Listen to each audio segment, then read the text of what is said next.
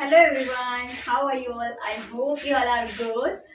तो आज हम काफी दिनों के बाद अपना अकाउंट स्टार्ट करने जा रहे हैं, ठीक है। Actually continuously from last some days I was posting business studies video, ठीक है, and yesterday I post one stats video. So today I thought that I should start accounts too, ठीक है। तो आज हम लोग अकाउंट्स का अपना हमने कौन सा फर्स्ट चैप्टर फिनिश कर लिया था, then accounting equation also we have finished. So today we'll start our next chapter, double entry system, ठीक है। अब ये वाला चैप्टर हर बुक में अलग हो सकता है। एनसीईआरटी से अगर आप लोग कर रहे हैं तो एनसीईआरटी में अलग चैप्टर होगा, बट अगर आप लोग ये दूसरी बुक से कर रहे हैं तो उसमें सेवन चैप्टर रहेंगे, ठीक है। तो देखिए डबल एंट्री सिस्टम क्या होता है। यहाँ पर नाम लिखा हुआ डबल, इसका मतलब ही आप लोग समझ रहे होंगे कि डबल एंट्री सिस्टम मतलब कि डुअल एस्पेक्ट, ठीक है, dual aspect. Now see, every transaction involving money or money's worth has a two-fold aspect. मतलब कि हर वो ट्रांजेक्शन जो मनी से रिलेटेड होती है, जो भी ट्रांजेक्शन हम करते हैं वो उसके क्या होते हैं, at least there should be two aspects, ठीक है। वहां पर क्या होंगे, दो एस्पेक्ट्स होंगे। अब ये दो एस्पेक्ट्स क्या होते हैं अभी मैं बताती हूँ आपको, ठीक है। The receiving of a value on the one hand and the giving of the same on the other hand. जैसे कि मान लो मैंने मशीनरी परचेज की है, ठीक है, I purchase one machinery, then I am the receiver and that person is the giver, ठीक है। तो रिसीवर और गिवर दो एस्पेक्ट हो गए, एक तो रिसीवर का हो गया, एक गिवर का हो गया, ठीक है। तो यही मतलब है कि every entry has two aspects, her entry के दो एस्पेक्ट होंगे। अब भाई किसी ने मशीन खरीदी है तो दूसरे ने पैसे क्या करे हैं, दूसरे ने बेची भी तो है ना, तो परचेज और सेल का दोनों का एस्पेक्ट हो गया यहाँ पर, fine.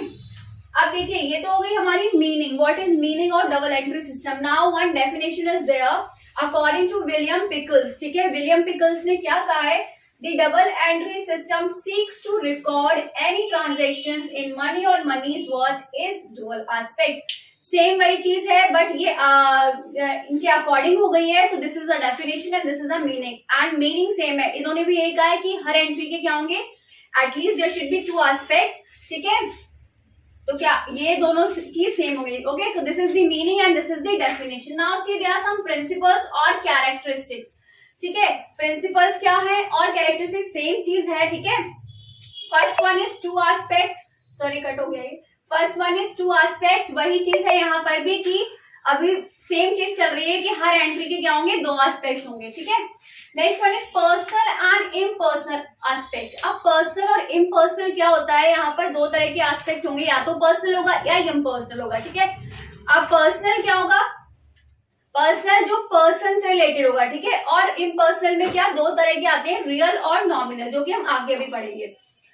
Now third one is recording made according and some specified rules. अब जो भी रिकॉर्डिंग हो रही है, जो भी एंट्रीज रिकॉर्ड हो रही है ट्रांजेक्शन में, ट्रांजेक्शन सारी जो भी रिकॉर्ड हो रही है उसके क्या होंगे, कुछ रूल्स कुछ रेगुलेशंस होते हैं। ये नहीं है कि हाँ कहीं भी हमने रिकॉर्ड कर दिया, ठीक है।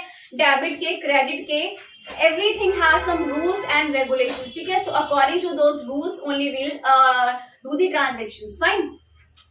Next one is preparation of trial balance. अब trial balance अभी आपको नहीं पता होगा, but after some time we'll study about trial balance, ठीक है। कुछ चैप्टर, ये this is a chapter।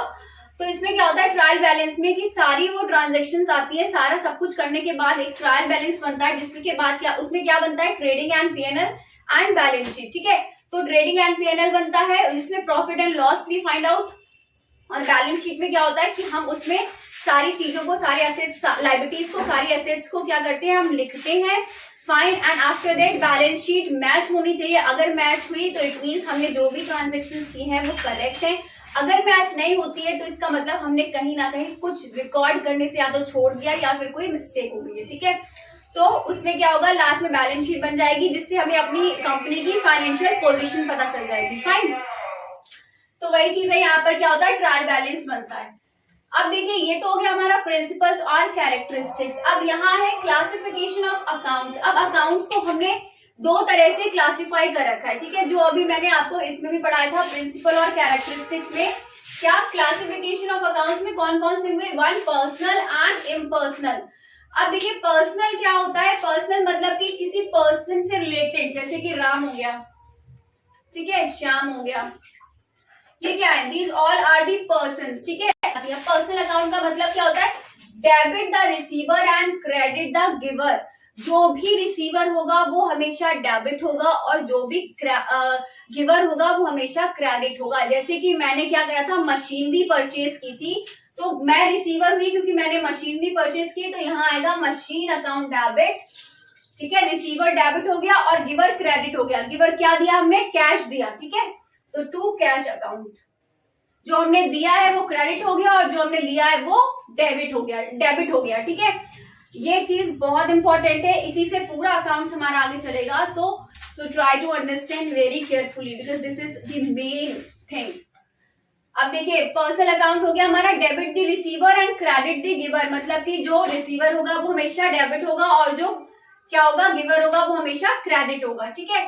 Next one is impersonal. अब इम्पर्सनल में दो तरह के अकाउंट्स आते हैं, रियल एंड नॉमिनल अकाउंट, ठीक है। अब रियल अकाउंट में क्या आती है, सारी असेट्स आती है, ठीक है।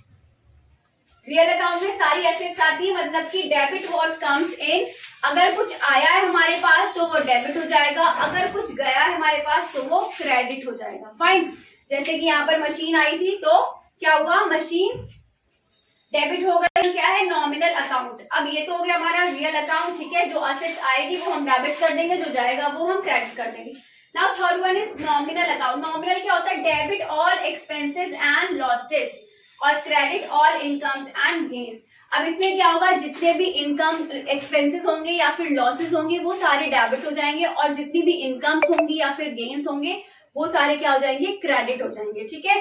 तो ये वाला आप एक बार अपनी बुक से पढ़िएगा पूरा part, classification, because this is very important. ये आगे आपका पूरे अकाउंट्स में यही फॉलो होगा, जितने भी अकाउंट्स बनाएंगे आप तो उसमें क्वेश्चन ऐसे भी पूछ सकते हैं कि profit and loss account is a real account और नॉमिनल और पर्सनल, ठीक है। तो ये सारी चीजें, इसीलिए दिस इज वेरी इंपॉर्टेंट क्योंकि पूरे में यही आएगा आपका, पूरे अकाउंट्स में, फाइन। सो आज हमने डबल एंट्री सिस्टम का मीनिंग पढ़ा, डेफिनेशन, प्रिंसिपल्स और characteristics and classification of account, okay.